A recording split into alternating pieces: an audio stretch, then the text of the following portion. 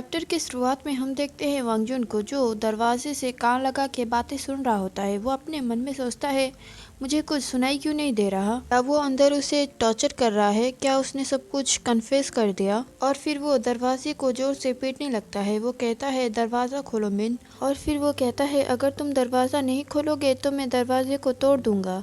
और फिर वो दरवाजे को तोड़ने जाता है, तभी दरवाजा ओपन हो जाता है। वो लिनमो के ऊपर गिर जाता है और फिर वो लिनमो की तरफ देखने लगता है। लिनमो एक क्यूट सा फेस बना के उसे कहता है, वांगजुन। और वो तो जैसे घायल ही हो जाता है। वो कहता है, वो कितना क्यूट है, वो तो एकदम एक पेट की तरह दिख रहा है। और फिर वांगजुन अपने होश में आता है। वो कहता है, क्या उसने तुम्हें मारा या फिर तुम्हें कुछ कहा, तुम्हें बाइट किया? और फिर वो कहता है कि तुम ठीक तो हो ना, क्या मैं तुम्हें हॉस्पिटल ले चलूं? मिन बहुत ज़्यादा गुस्सा हो जाता है। वो कहता है, क्या मैं पागल हूँ? और अगर मैं तुम्हें पसंद नहीं हूँ तो तुम्हें मुझे बदनाम नहीं करना चाहिए। लिनमो कहता है, मैं ठीक हूँ। मिन उसे देखते हुए कहता है, तुम थोड़ी देर पहले तो ऐसे नहीं थे, तुम बहुत ज़्यादा फेक हो। लिनमो वांगजुन का हाथ पकड़ते हुए कहता है, उसने मेरे साथ कुछ भी नहीं किया। वांगजुन अपने मन में सोचता है, तुम्हारे चेहरे को ही देख के पता चल रहा है कि उसने तुम्हें कुछ न कुछ तो गलत कहा है। और लिनमो ने मुझे ये नहीं बताया कि बचपन में उसके साथ क्या गलत हुआ था। अब भी वो वैसा है जैसे पहले था। और फिर वो मिन की तरफ टर्न होता है।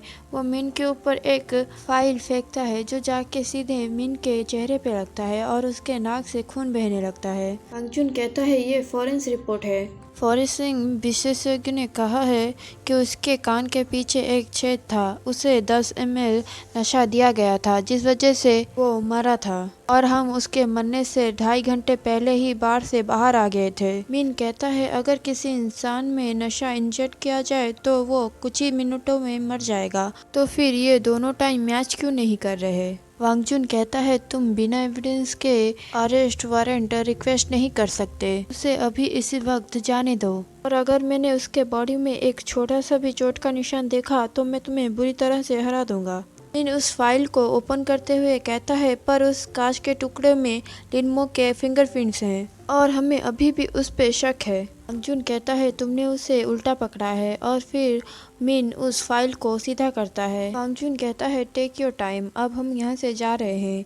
मिन उसका हाथ पकड़ के कहता है, रुको, मुझे अकेले में तुमसे कुछ बात करनी है। वांगजुन कहता है, जो बताना है यहीं पे बताओ। मिन कहता है, तुम मुझे अच्छे से जानते हो, क्या मैंने कभी तुमसे कोई बकवास कहा है? वांगजुन कहता है, क्या तुम हमेशा नहीं कहते? वांगजुन का मतलब है कि मिन हमेशा ही बकवास बातें करता है। लिनमो वांगजुन का हाथ पकड़ के कहता है, वांगजुन चलो चलते हैं, तुम उसकी बातें मत सुनो। और फिर लिनमो बाहर होता है और दरवाज़ा बंद होता है। लिनमो वहाँ पे खड़ा होकर सोचता है, मिन कितना अनोइंग है, मैं चाहता हूँ कि वो कहीं डिसअपीयर हो जाए। और फिर हमें 10 मिनट पहले का सीन दिखा जाता है, जहाँ पे लिनमो और मिन बात कर रहे होते हैं। मिन लिनमो की तरफ देख रहा होता है।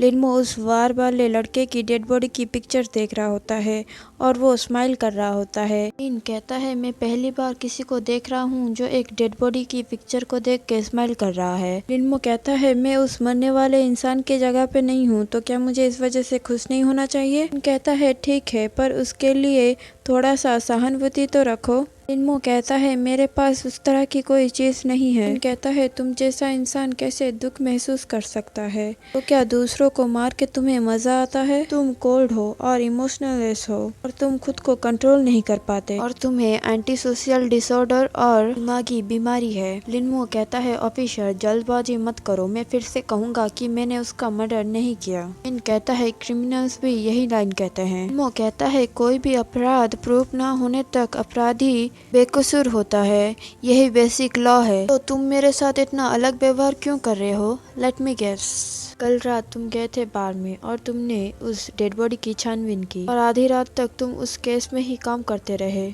और फिर भी सुबह सुबह अच्छे से ड्रेसअप होके यहाँ चले आए।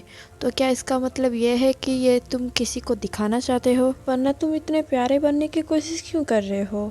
मिन कहता है, नॉनसेंस, क्या मैं तुम्हें एक जानवर लगता हूँ? लिनमो कहता है, मुझे लगता है तुमने देखा वांगजुन और मैं क्या कर रहे थे उस वीडियो फुटेज में। मिन को बहुत ज़्यादा गुस्सा आता है। वो कहता है, मैं तुम्हें चेतावनी दे रहा हूँ कि तुम वांगजुन से दूर रहो। मिन कहता है, अगर तुम्हारी याददाश्त नहीं जाती तो वांगजुन के मॉम के कातिल को न जाने कब से पकड़ा जा चुका होता। लिनमो कहता है, भूलो मत, वो मेरी भी माँ थी और क्या तुम एक पीटीएसडी के मरीज को वो सब कुछ ना याद करने के लिए दोषी ठहरा रहे हो? और अगर मैं इसे याद भी करता हूँ तो क्या होगा? मीन कहता है, क्या तुम्हें सब कुछ याद आ गया? लिनमो कहता है, नहीं।